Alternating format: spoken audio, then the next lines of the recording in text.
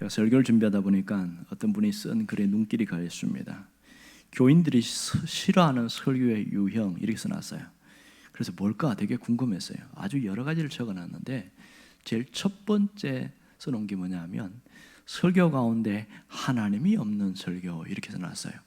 궁금해서 봤더니 이분이 무슨 얘기하냐면 설교에는 다양한 이야기가 있고 교훈이 있고 예화가 있고 또 세상 이야기도 있고 자기 이야기도 있는데 그런 가운데 하나님이 없는 설교는 듣다 보면 피로감이 밀려오고 지루해진다.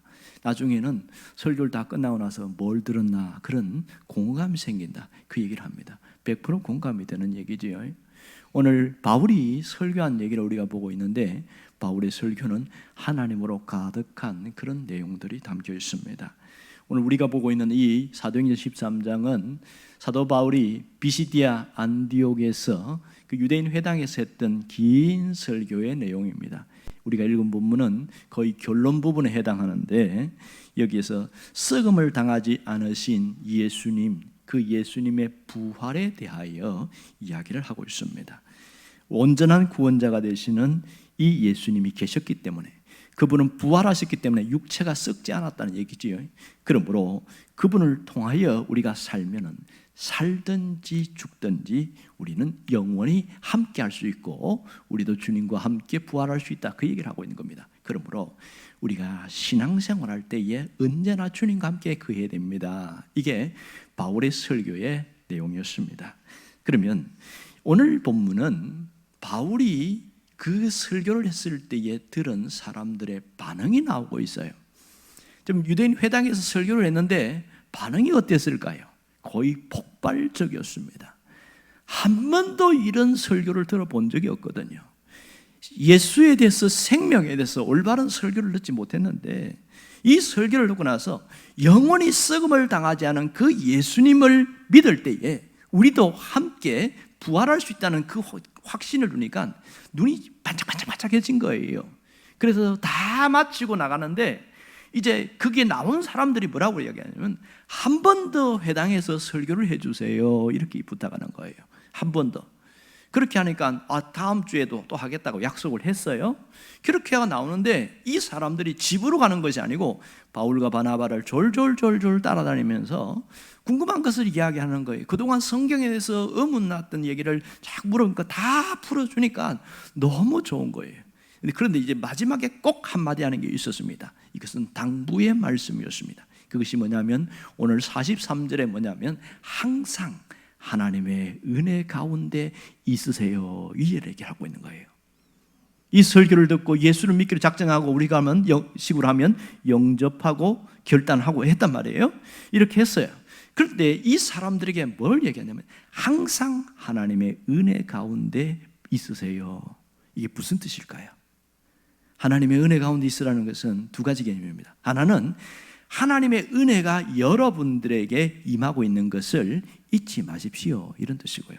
또 하나는 살면서 하나님의 은혜를 잃어버리는 놓쳐버리는 그런 삶이 안 되도록 항상 주의를 해야 됩니다 이 얘기를 하고 있습니다. 이 바울과 바나바가 은혜 가운데 머물러 있으라고 하는 것을 우리가 귀 기울여 들어야 됩니다. 왜 이런 말을 했을까요? 오늘 우리에게도 굉장히 중요한 교훈을 주고 있습니다.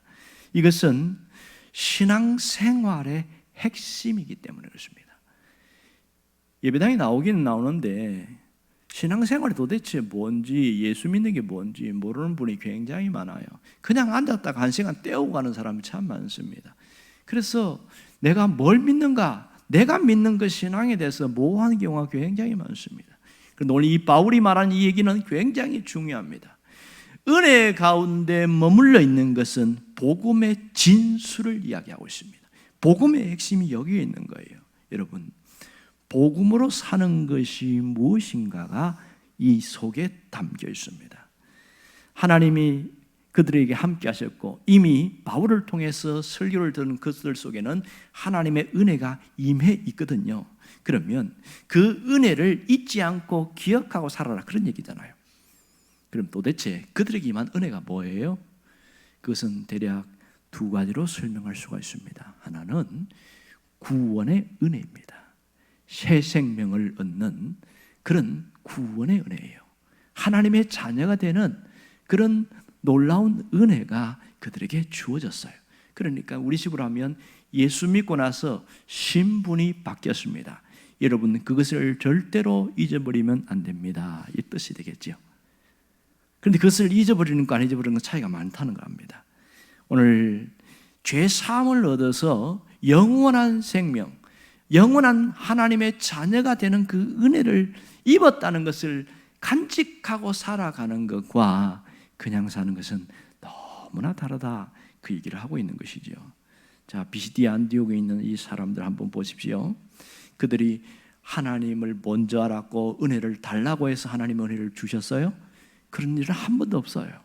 그러나 하나님이 그들이 원하기 전에 미리 아시고 바울을 도구로 삼아서 그들에게 말씀을 듣게 하셨고 예수 믿고 죄사함을 잊게 하셨던 겁니다. 이것은 놀라운 역사심입니다. 하나님이 이 비시디아 안디옥에 있는 사람들에게 은혜를 베푸는 과정을 가만히 보면 이렇게 흘러가고 있습니다. 이것은 이미 오래전에 하나님이 계획하신 일이었어요. 이미 바울이 오기 전 17년 전부터 시작되어집니다. 사도 바울이 처음부터 예수 믿는 사람 아니었습니다.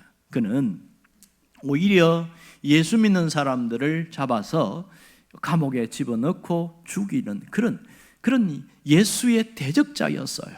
하지만 다메섹에서 강권적인 은혜, 일방적인 은혜가 나타남으로써 꼬꾸러지기 시작합니다. 그때부터 바울이 예수님을 만나고 나서 변화되기 시작하죠. 예수님을 만나고 변화됐을 때에 그가 가장 먼저 한 게 뭔지 아세요? 내가 그동안 잘못 생각했다, 잘못 믿었다.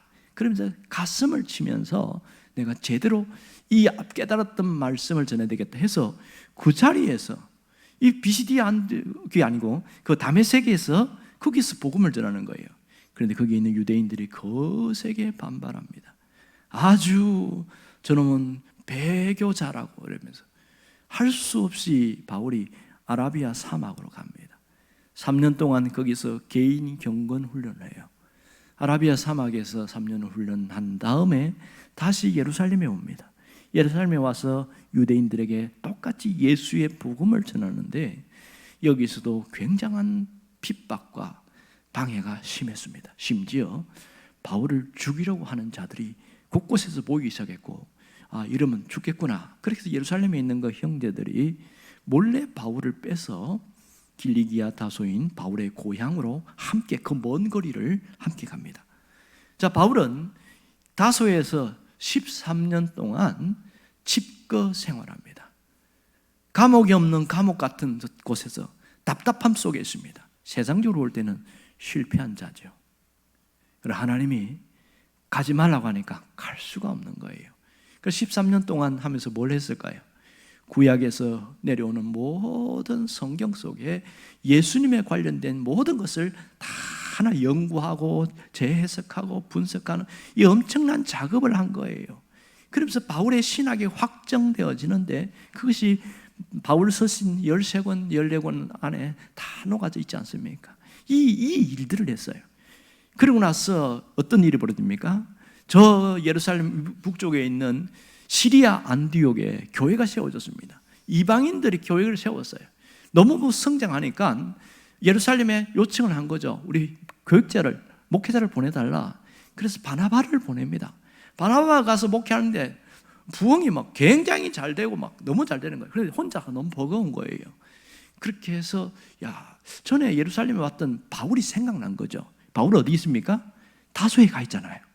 그래서 그 먼 거리를 가서 직접 바울을 모시고 와서 예루살렘 다메섹에서 공동 목회를 합니다. 1년간 목회를 한 다음에 성령께서 그들에게 강권적으로 역사하셔서 1년 후에 이 전도자로 세웁니다. 두 사람, 바울과 바나바를 세우고 그 수행원으로서 마가가 함께 동행해서 갑니다. 제일 먼저는 바로 고향에 있던 그 구브로 섬에서 복음을 전하는데 거기에 있는 서기오 총독이 막 말씀을 듣고 놀래고 귀신이 떠나가고 엄청난 일이 벌어지죠. 그런데 놀라운 것은 이 구브로 섬을 지나면서 그동안 바나바가 전도의 리더였는데 바울이 리더로 바뀌게 되어져요. 희한하게 그런 일을 하나님이 하신 일인데요.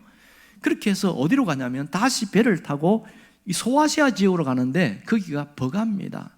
그 버가가 저지대라서 상당히 어려워요. 마침 거기서 풍토병에 바울이 걸려요. 굉장히 고생합니다. 설상가상으로 마가는 고향으로 돌아갑니다. 이때에 어떤 결정을 내리냐면 마땅한 의술이 없으니까 이 풍토병을 이길 수 있는 것은 서늘하고 아주 차가운 지역으로 가는 건데 그것이 저 고지대인 비시디아 안디옥이었어요. 그 먼 거리를 무려 200km가 넘는 그 먼 거리를 그 아픈 몸을 이끌고 가는 겁니다. 거기 가서 거기서 요양을 할 터인데 바울은 요양원을 찾지 않고 마침 도착했을 때가 다음 날이 안식일이었어요. 그래서 유대인 회당을 찾아서 안식일이라서 설교를 한 겁니다. 그러니까 그 아픈 몸으로 설교한 것이죠. 그랬더니 그 말씀을 들은 사람들이 폭발적인 변화가 일어나고 믿는 사람들이 굉장히 많아진 이 일들이 오늘 우리가 이 과정에서 지켜보고 있는 겁니다. 그들에게 하나님의 구원의 은혜를 전했을 때 다 예수를 믿겠다고 신앙 고백을 했습니다. 하나님의 신비스러운 은혜는 그들에게 임하게 되었습니다. 자, 그 다음에 그들에게 임한 두 번째 하나님의 은혜는 하나님의 섭리 속에 나타난 특별한 은혜입니다. 그것은 바로 선택의 은혜였습니다. 오늘 이 바울의 이 과정을 반대로 한 번만 다르게 엮여졌으면 어떻게 됐을까 생각해 보세요. 17년 전에 바울에게 일어난 일을 한번 가만히 생각해 보십시오. 그때 바울이 주님을 만나지 못했더라면 어떻게 되었을까요? 그가 회심해서 복음을 전했을 때 다메섹이나 예루살렘에서 복음을 받아들이고 그러면 여기서 목회를 해달라 그랬더라면 어떻게 되었을까? 그리고 그가 어쩔 수 없이 예루살렘에서 고향으로 왔는데 13년 동안 집거 생활하는 동안에 안디옥 교회가 세워지지 않았더라면, 안디옥 교회가 부흥했지만 바나바가 다른 목회자를 초청했다면 어떻게 되었을까요? 그리고 이 바나바와 바울이 함께 동역자로 세워져서 전도 여행을 하는데 성령께서 바나바 혼자만 빼서 다른 사람과 같다면 이런 역사가 일어났을까? 절대로 그런 일이 없겠지요. 그런 이 바울의 여정을 보면 좋은 일도 있지만 안 좋은 일도 많이 일어납니다. 구브로에서는 굉장한 폭발적인 변화가 있었지만 가다가 병이 들어버리니까 그럼 우리는 무슨 생각합니까? 이제 포기하고 다시 돌아가자 이런 생각할 텐데 이 바울과 바나바는 그렇게 생각하지 않았던 거예요. 자, 저 험산 줄령 해발 작은 곳이 1100m고 한 높은 곳이 3300m, 지리산 백두산 되는 그 엄청난 봉우리를 넘어서 비시디아 안디옥까지 올라가잖아요. 그렇게 가는데 거기에는 강도들이 엄청 많은데 거기서 강도를 만나서 죽어버렸으면 어떻게 됐을까? 그리고 비시디아 안디옥에 도착을 하기는 했지만 그 안디옥으로 가지 않고 다른 옆에 있는 도시로 갔으면 이러한 일이 일어났을까? 바울이 안식일에 회당을 찾았지만 회당장들이 바울에게 설교해달라고 요청하지 않았다면 어떻게 되었을까요? 이들이 구원받는 일은 결코 일어나지 않았을 겁니다. 가만히 보면 17년 전부터 하나님이 준비하고 계획해 오신 그 하나님의 섭리가 흐르고 있음을 볼 수 있습니다. 비록 바울에게 좋지 않은 일도 일어났지만 그 가운데서도 하나님이 역사하심이 있었어요. 이것을 뭐라고 그러냐면 허용적 섭리다 이렇게 말합니다. 그러한 가운데 그 힘든 가운데서도 생각해 보세요. 아픈 사람이 일어나서 설교할 때 얼마나 힘이 없었겠어요.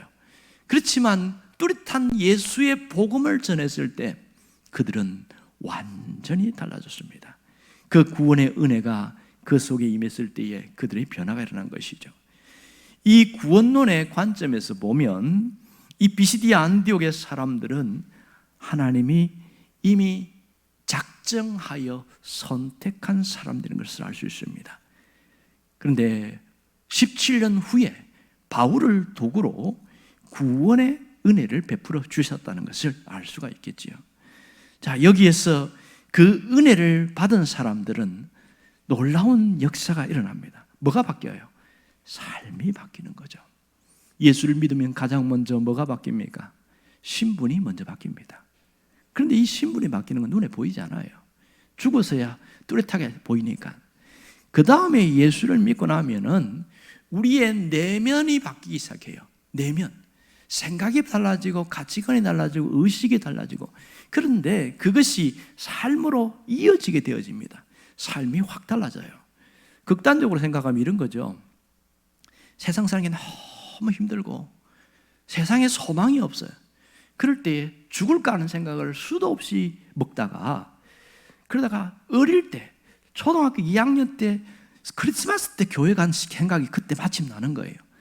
그래서 한번 교회를 한번 갔다가 죽어야지 이러고 처음 발길을 들었는데, 마침 그때 그 사람에게 정확하게 맞는 메시지를 던져가지고 펑펑 울고 나가가지고 죽으려고 하던 사람이 다시 살아나는 일들이 굉장히 많습니다. 그의 인생에는 굉장히 어려움이 있었지만 하나님께서 그런 것도 허락하신 허용적 섭리가 있었어요. 그를 구원하시기 위해서 마침 그 교회에서 목사님이 그 설교를 어떻게 하겠습니까? 하나님의 예비하심인 것이죠. 여러분, 우리의 인생사는 좋은 일과 안 좋은 일이 수도 없이 반복되면서 교차되어 갑니다.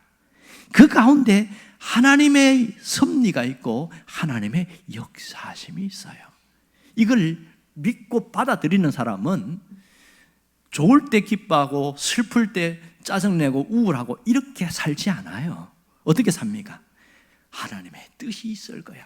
내가 지금 이해하지 못하지만 하나님께서 가장 좋은 길을 열어가실 거야. 그 마음, 그 중심, 그 신앙이 있기 때문에 결코 좌절하거나 넘어지지 않습니다. 이게 바뀐 모습이에요. 죽을 것 같은 힘든 현실이 돼도 안 죽어요. 그게 신앙의 힘입니다. 오늘 BCD 안디옥에 일어난 이 구원의 은혜는 우리에게도 똑같이 임했어요. 구원의 은혜가 있기 때문에 우리 삶의 회복이 일어나는 겁니다. 은혜 가운데 머물러 있으라, 그 바울의 메시지는 오늘 우리에게도 동일하게 주어지는 메시지입니다.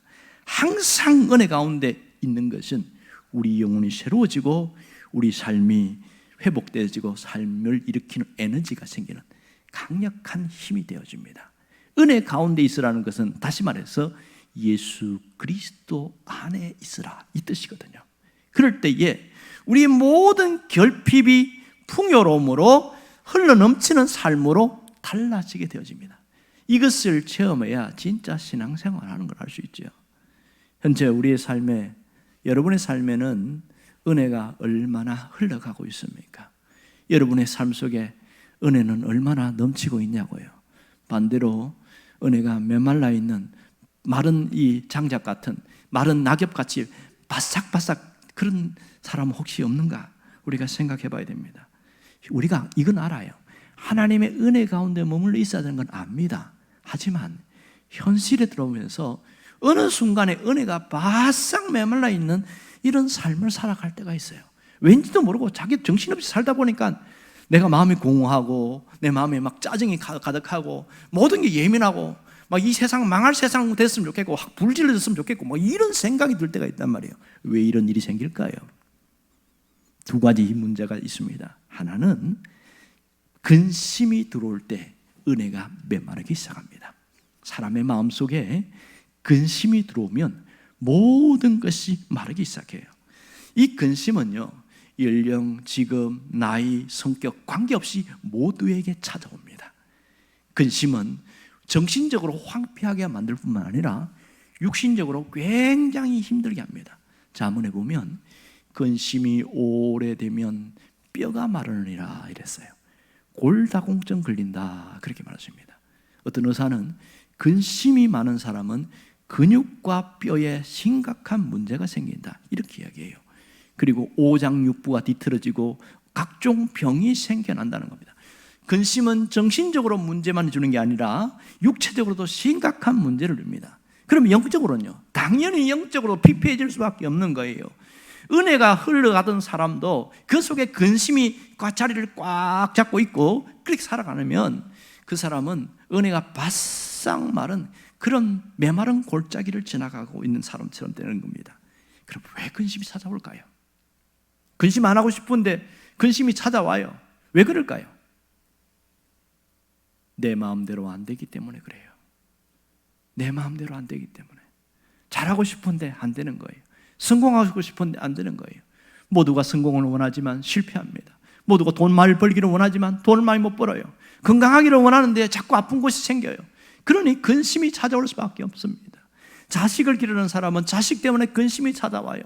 그냥 아무 일 없이 넘어가는 것이 가장 큰 은혜고 축복이죠. 하지만 뻥뻥 하나씩 터질 때마다 걱정이 되는 거예요. 나가서 어디 사고를 당하지 않을까, 아파서 어떻게 하지 않을까, 계속 우리 속에는 끊임없이 근심이 생기는 겁니다. 부모는 본능적으로 자식을 위해서 근심합니다. 나이가 90인 부모가 70인 아들을 놓고 근심하잖아요. 애야 나갈 때 차 조심해라 이럽니다. 자기 아들이 70인데도 여전히 부모에게는 어린아이로 보이는 거예요. 그게 본능입니다. 그래서 제가 자주 얘기했던 유명한 그 얘기 아시죠? 집신장수, 우산장수 이야기 말입니다. 이 부모가 말이에요, 늘 근심인 거예요. 햇빛이 짱짱하면 우산장수가 있는 아들이 걱정이고, 그 비가 오면 집신장수가 걱정이고, 어떻게 하란 말이에요. 그러면 비 오다가 그만 햇빛 나다가, 그럴 수는 없는 거잖아요. 끊임없이 근심 속에 살아가는 것이 우리의 현실이거든요. 돈이 없어서 근심 걱정이 많고, 몸이 아파서 근심 걱정이 많고, 사랑하고 관계가 틀어져서 근심 걱정이 많고, 한없이 근심하는 것이 이 세상의 현실입니다. 여러분, 신앙생활을 했을 때도 근심은 떠나지 않습니다. 기대했던 대로 안 되어질 때가 있거든요. 특별히 누가 더 근심이 많은 줄 아세요? 기도 안 한 사람일까요? 기도한 사람일까요? 기도한 사람이 훨씬 근심이 많습니다. 기도할 때는 항상 누구나 무슨 생각합니까? 하나님이 응답해 주시겠지, 그런 기대감이 있단 말이에요. 그런데 현실을 보면 내가 원하는 시간, 내가 원하는 때에 응답되는 것보다 그렇지 않은 때가 훨씬 많습니다. 훨씬 많아요. 그래서 근심이 생기는 거예요. 물론 시간이 지나고 나서 그때 응답되었으면 내가 큰일 날 뻔했다, 그런 일도 종종 있긴 하지요. 하나님이 응답하지 않은 것도 이유가 있는 거예요. 분명한 것은 하나님은 반드시 응답하시는데 우리가 이것을 놓쳐버리고 잃어버려요. 가장 기본적인 배운 게 뭐예요? 하나님은 세 가지로 응답하신다. 하나는 무조건 예스라고 응답하고, 하나는 너 그건 안 돼 이렇게 응답하고, 하나는 기다려라 이렇게 한답니다. 이 가장 기본적인 것을 예수를 오래 믿었는데도 잃어버리는 거예요. 이게 다 응답인데, 하나님은 우리에게 좋은 것을 주기를 원하기 때문에 안 된다고 할 때는 다른 것으로 대체해 줍니다. 문제는 내가 깨닫지 못하니까 문제인 것이죠. 가장 힘든 것은 기다리라는 거예요. 하나님 언제까지 기다려야 돼요? 얼마나 기다려야 돼요? 나 이만큼 하면 됐잖아요. 그러니까 실망이 생기고, 실망은 근심으로 찾아오고, 근심이 깊어지면 내가 하나님 믿어야 되나 말아야 되나 여기까지 흔들리게 되는 거죠. 이게 심각한 문제 아니겠어요? 우리에게 은혜를 빼앗아가는 것이 또 하나 있습니다. 세상에 많은 일들이 있지만은 이 외부적인 사람의 문제도 있지만 내면적인 부분 때문에 우리에게 또 은혜가 빼앗기는 일이 있어요. 그게 뭔지 아세요? 사람의 말 때문입니다. 사람의 말 때문에 마음이 상할 때가 있어요. 은혜를 많이 받은 사람도 마음이 한번 확 상해버리면 그 엄청난 은혜가 순식간에 뚝이 터진 것처럼 싹 빠져나갑니다. 마음이 상한 사람을 일으키는 것은 얼마나 어려운지 모릅니다. 그 말 한마디에 비수같이 꽂혀서 평생 주저앉아서 일어나지 못하는 사람들도 있어요. 그것이 상처가 되어서 신앙생활에도 절름발이처럼 그렇게 하는 사람도 있습니다. 여러분, 우리는 크고 작은 일들 때문에도 힘들지만 가장 힘든 것은 사람의 말이에요. 하지만 우리 주변에 있는 사람들이 다 나에게 좋은 말 해주지 않습니다. 가까이 있는 사람도 나에게 모든 이론의 말만 하지 않아요. 바른 말이지만 상처가 되는 말이 있어요. 그런 말 때문에 우리는 너무나 힘듭니다. 근데 신앙생활 하면서 참 착각하는 게 뭐냐면, 내가 목사님을 위해서 하는 말인데요, 교회를 위해서 하는 말인데요 하면서 이런 얘기를 하는 분이 있어요. 여기는 없지만 말입니다. 그런데 그 말이 마음이 확 상해버리게 만들어요. 올바른 이야기라도 상대방이 상처받을 것 같으면 말 안 하는 게 좋습니다. 아멘입니까? 근데 저 사람에게 이걸 이야기할 때에 이 사람 마음이 확 상해버릴 정도면 안 하는 게 좋아요. 그런데 정말 꼭 이야기하려고 그러면 3일간 작정해서 기도한 다음에 이야기하시면 됩니다. 그러면 상처가 안 됩니다. 여러분, 먼저 믿고 오래 믿은 사람들 중에 이런 오류를 범하는 사람이 굉장히 많습니다. 꼭 자기가 내가 볼 때는 틀렸어, 그래서 그 사람 고쳐야 되겠어, 그렇게 이야기하면 반드시 상처받습니다. 자기도 듣기 싫어하면서 왜 남에게는 그런 얘기 하냐고요. 이게 안타까운 일이죠. 우리가 어쩔 수 없이 말 때문에 마음이 상할 때 어떻게 해야 됩니까? 그냥 품고 다녀야 돼요? 그럴 수는 없는 거잖아요. 어떻게 해요? 마음이 상한 자를 고치시는 주님 앞으로 갖고 나와야죠. 세상에서 수도 없이 마음이 상한 것 때문에 우리가 병이 들었어요. 마음이 병들어 있어요. 그래서 은혜를 받아도 맨날 제자리 걸음하는 것은 마음이 상하니까 문제인 거예요. 그 상한 마음을 갖고 주님 앞에 나와서 주님, 내가 이래서 힘들어요, 저래서 힘들어요, 하나님 내 마음을 하나님 회복시켜 주세요. 그러면 주님이 우리 마음을 회복시킨단 말이에요. 마음이 회복되어야 얼굴이 펴지지, 마음이 회복되어야 삶이 좋아 즐거워지지. 그렇지 않아요? 마음이 상한 마음은 주님 앞에 갖고 와야지 사람 앞에 갖고 와서는 한계가 있다는 것을 알아야 됩니다. 여러분, 하나님이 우리에게 원하는 게 뭐예요? 하나님의 은혜가 항상 흘러넘치는 삶이에요. 하나님의 은혜가 우리 안에서 충만해지는 삶입니다. 늘 하나님이 그 은혜 속에 머물기를 원하고 있고 그 은혜 속에 살아가기를 원해요. 이 은혜 속에 머물면 어떻게 사람이 달라진지 아세요? 부드러워집니다. 성질이 급하고 괴팍하고 불같은 사람도요, 유순해져요. 희한하지요?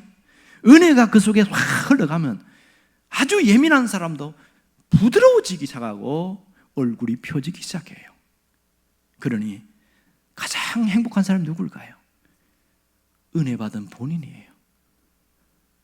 살만 난다 이렇게 말합니다. 살만 난다. 돈이 많아서 살만 나는 게 아니에요.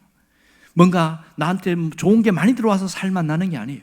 내 마음이 여유가 생기고 내 마음이 즐거워지니까 살맛이 난다 이렇게 말합니다.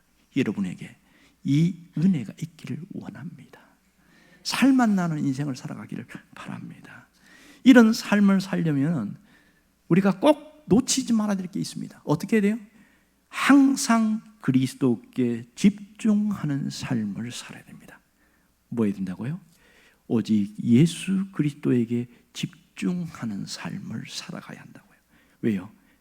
우리는 은혜를 받았지만 또 여러 가지 이 요인들 때문에 근심이나 마음 상하는 것 때문에 은혜가 쭉 쓱 빠져나갈 때가 있어요. 그러나 그리스도에게 집중하기 시작하면 다시 채워지는 역사가 있습니다. 은혜는 예수 그리스도를 통하여 부어지기 때문에 그렇습니다. 그러므로 그리스도에게 집중하는 사람은 온전히 새로워집니다. 여러분, 성경에 그 얘기 나오시죠? 수가성 우물가의 여인은 그 인생이 참 기구하고 힘들었잖아요. 그는 좀 고차원적인 생각을 하고 있었습니다. 어떻게 예배드려야 하나님 받으시나? 이런 얘기 하니까 결혼을 했는데 남편에게, 여보, 우리가 어디서 예배드리면 하나님 받으실까요? 그리심산일까요? 아니면 예루살렘일까요? 뭐 이런 얘기하면 이 여자가 미쳤나 이럴 거 아니에요. 먹고 살기도 힘든데 맨날 뭐 그런 고상하고 영적인 이야기 하니까, 그러니 내쫓아 버리고 그래갖고 이혼하고 이런 경우가, 이게 본문에는 성경 이야기거든요. 근데 예수님을 만났을 때 제일 먼저 묻는 질문이 뭔지 아세요? 우리가 어디서 예배드리면 됩니까? 이렇게 묻습니다. 내가 인생이 왜 이렇게 기구하게 살아가냐? 그렇게 안 물었어요. 그럴 때 예수님이 와, 기가 막히죠. 이 여인에게 내가 메시아다 하고 이야기를 합니다. 놀랍지 않습니까? 메시아라는 것을 직접 보여주고 있어요. 그러면서 나를 믿으라. 나를 믿으면 내 배에서 생수의 강이 넘칠 것을 이야기합니다. 그러니까 내가 주는 물을 마시는 자는 영원히 목마르지 아니하리니. 내가 주는 물을 마시라. 그게 무슨 물이에요? 은혜의 샘물이죠. 이 여인이 주님을 만난 다음에 내가 메시아를 만났다. 삶이 확 달라졌어요. 여러분, 결혼한 것 때문에 부끄러움 싹 없어졌습니다. 물동이 버려두고 동네에 나갑니다. 내가 메시아를 만났다고. 메시아를 만나면 이렇게 삶이 달라져요. 우리는 메시아를 만난 사람입니다. 메시아를 만났으면 삶이 달라지게 돼 있어요. 확정적인 역사가 있단 말이에요. 은혜가 우리에게 흘러 들어오게 될 때에 놀라운 변화가 일어나는 겁니다. 삶이 달라져요. 가짜의 삶, 위선적인 삶이 아니라 진짜의 삶을 살아가게 되어지는 겁니다. 여러분, 세상은 우리를 만족시킬 수 없다는 걸 알아야 됩니다. 가진 사람도, 덜 가진 사람도, 더 많이 가진 사람도 그것이 자기 자신을 만족해 못해요. 세상의 명예나 권력이나 성공이나 돈이나 이것이 만족하는데 한계에 부딪혀요. 사람들은 만족하지 못한 뭔가 자꾸 만족을 찾아가려고 해요. 신앙인들은 세상의 것으로 만족하려고 하면 안 됩니다. 그리스도를 통하여 진정한 만족을 누릴 수 있어야 됩니다. 이 만족을 누린 사람은 뭐라고 고백한지 아세요? 하나님 한 분이면 됩니다. 하나님 한 분이면 됩니다. 여러분에도 이런 고백이 터져나오기를 바랍니다. 하나님 한 분이면 됩니다. 우리는 하나님 갖고 안 돼요. 하나님이 왜 필요하냐? 내게 돈이 있어야 되니까 하나님 필요하고, 건강이 있어야 되니까 하나님 필요하고, 내게 뭔가 도움을 주는 그런 것이 있으니까 하나님 필요하고, 뭔가 하나님 한 분으로 만족이 안 되는 경우가 너무 많은 거예요. 이게 안타까운 거 아니겠어요? 신앙생활을 엉뚱하게 하는 사람은 이렇게 합니다. 교회 나오는데 장사치러 다니는 사람들은 어느 교회 가면 장사가 잘 될까 이러고 다서 교회를 계속 3년마다 옮기는 사람이 있어요. 천안에도 보니까 그런 사람이 있습니다. 결국 안타깝게 인간적으로 그렇게 했다가 어려워지는 경우도 봤어요. 이건 신앙생활 아닙니다. 진정한 신앙생활은 오직 그리스도 중심으로 살아가고 그 안에서 은혜를 누리고 그 안에서 만족한 삶입니다. 여러분에게 그 삶이 있기를 원합니다. 하나님 한 분으로 만족한다면 그 모든 필요와 부족한 것을 누가 채워주셔요? 하나님이 채워주십니다. 하나님이 채우십니다. 여러분, 우리의 신앙생활은 복잡하지 않아요. 단순하게 믿을 수 있기를 바랍니다. 그리스도 한 분만 계시면 내 인생은 만족합니다. 이 고백이 나오면 모든 것은 자동적으로 열리게 되어 있습니다. 똑같은 문인데요, 내가 직접 문을 열고서 다음 문 또 통과하고 인생의 문을 또 열고 이렇게 가는 사람이 있고, 어떤 사람은 버튼 하나 뚝 누르고 자동문을 쭉 지나가는 사람이 있어요. 어떤 삶을 살기를 원하십니까? 내가 인생의 문을 열고 또 한 다음 문을 또 열고 그렇게 사는 삶이 얼마나 힘든 줄 아세요? 버튼 누르면 자동으로 열리는 자동문, 요즘은 버튼도 누를 필요 없어. 그냥 서 있으면 알아서 열려. 이렇게 인생이 펴져야 되지 않겠어요? 그리스도 중심으로 서 있는 사람은요, 우리 인생이 이렇게 열립니다. 문제는 그렇게 살다가 자꾸만 옛날로 돌아가니까 자동문을 가다가 또 자기 혼자 억지로 문을 열고 가려고 하고, 문이 안 열리니까 하나님 제발 좀 문을 열어주세요 뭐 그러고 이렇게 살아가는 거예요. 오늘 사도 바울이 우리에게 메시지를 강하게 주고 있습니다. 항상 은혜 가운데 있으십시오. 이 말은 항상 그리스도 안에 머물러 있으십시오. 이것은 예수의 영이시고 하나님의 영인 성령 안에 머물러 있으라는 것과 같은 개념입니다. 늘 우리가 그리스도 안에, 성령 안에 머물러 있으면 그분의 역사하심이 나타난다는 겁니다. 그러면 매일매일 우리 삶에 이런 은혜가 늘 흘러넘치는 그런 삶을 살려면 어떻게 하면 될까요? 내가 이렇게 살고 싶어. 그런데 안 돼. 어떻게 하면 이런 삶을 살 수가 있지요? 마음의 결심과 각오가 하나 있으면 됩니다. 무슨 결심을 해야 되죠? 감사하기로 결단하시기 바랍니다. 매일매일 감사를 절대로 놓치지 않겠다고 굳은 결심을 하는 사람에게는 그 감사의 입술의 고백과 함께 주님이 우리에게 은혜를 부어주신다는 겁니다. 그러므로 이 말씀을 듣고 매일매일 감사를 살아가는 사람들은요, 그 은혜가 계속 흘러가니까 삶이 달라질 수밖에 없는 거예요. 올해의 목표는 153 감사운동입니다. 하루에 한 번씩 사람들에게 고맙다고 얘기하고, 또 하루에 5가지 감사 제목도 쓰고, 그리고 하나님 앞에 한 3번씩 감사하고, 감사하는 그런 삶을 한번 이게 생활화, 습관화, 체질화 시켜보자. 이것이 올해 목표예요. 하지만 어떤 분은 적극적으로 따라오는 분이 있어요. 그렇지만 어떤 분은 듣는 둥 마는 둥 하는 사람이 있습니다. 제일 나쁜 사람은 뭔지 아세요? 늘 목사님 하는 얘기지 뭐, 그리고 나가 싹 잊어버려요. 그게 제일 나쁜 사람인데 우리 교회는 그런 사람 없는 것 같아요. 그렇지만 여기서는 해야 되겠다 마음 먹고 문 열고 나가는 순간 잊어버려서 그렇지, 그냥 그래도 해보려고 애를 쓰는 사람은 상당히 많은 것 같습니다. 이번 한 주간은 사람에게 감사하기를 한번 실천하기를 바랍니다. 그럼 만난 사람에게 어쨌든 먼저 만나면 감사를 표현하는 게 중요합니다. 가장 가까이서부터 했으면 좋겠습니다. 한번 훈련해 봅시다. 옆에 한 사람, 앞에 있는 사람에게 내 옆에, 내 앞에 앉아주셔서 감사합니다. 서로 한번 인사해 보세요. 아이고 어색하다. 좀 진심을 담아서 내 옆에 앉아주셔서, 내 앞에 앉아주셔서 감사합니다. 다시 한번 시작.